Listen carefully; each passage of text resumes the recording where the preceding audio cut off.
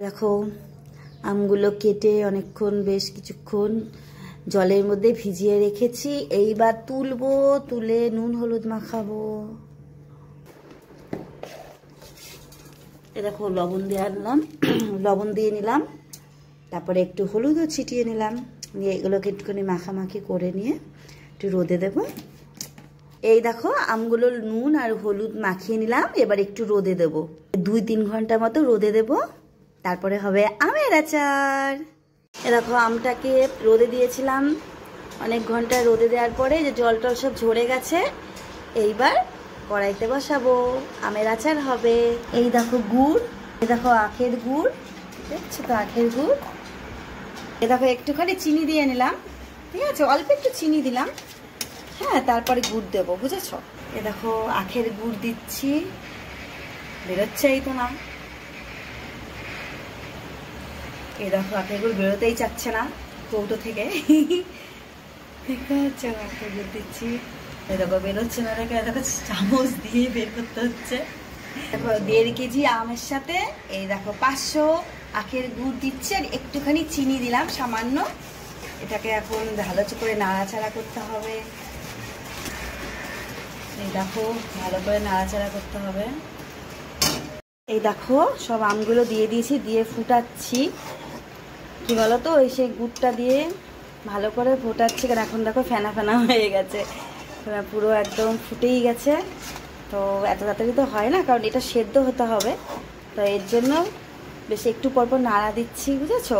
কারণ মানে কি বলবো, লং ভিডিও করতে গিয়ে কত কিছু করতে হচ্ছে আমাকে। আমি তো কোনোদিনও কোনো কিছু শিখি না, কারণ করতে হবে, তাই ভয়ের চোটে কিছু শিখি না, কিন্তু লং ভিডিও করার জন্য আমাকে কত কিছু করতে হচ্ছে, বুঝেছো।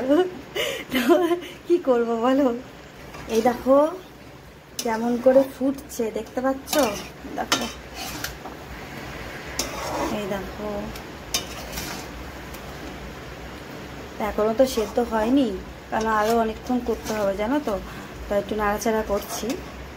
এই দেখো জিরে, মেথি, তারপরে শুকনো লঙ্কা, ধনিয়া, এবার একটু এটা কড়াইতে ভেজে নেব, বুঝেছো, শুকনো শুকনোই ভাজবো। এই দেখো দিয়ে দিলাম।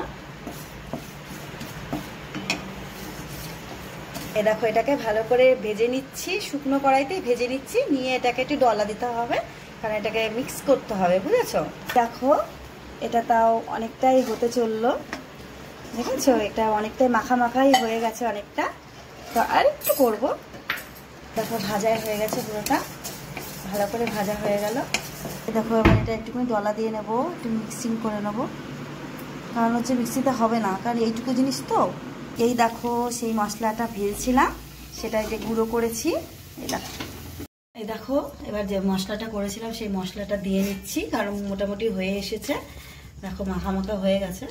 এবার যে মশলাটা করে রেখেছিলাম, ধনে, শুকনো লঙ্কা, মৌরি, জিরে, মেথি, এই দেখো সব মশলাটা দিয়েছি, দেখো প্রায় হয়ে গেছে। দেখো তো কেমন সুন্দর লাগছে দেখতে। এটা ছেলে খাবে তো বেশি ঝাল দিয়ে ওর জন্য একটা লঙ্কাই দিয়েছি, আর তোমরা যদি ঝাল খাও তাহলে বেশি লঙ্কা দিতে পারো। এই 40 মিনিট ধরে কিন্তু এটাকে মাংস কষার মতন কষিয়েছি, বুঝেছো। এবার দেখো লাস্ট পজিশনে যে মশলাটা দিয়ে দিলাম। দেখো আমার আমের আচার রেডি। এ দেখো আমার আমের আচার রেডি। কে কে খাবে চলে এসো। এই দেখো আমার দুষ্টু খাবে, দুষ্টুর খুব ভালো লাগে, এর জন্য করা হয়েছে।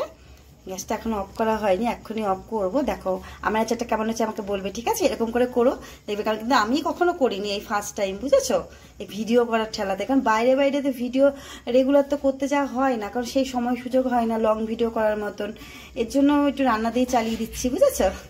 টাটা, সবাই ভালো থেকো, সুস্থ থেকো।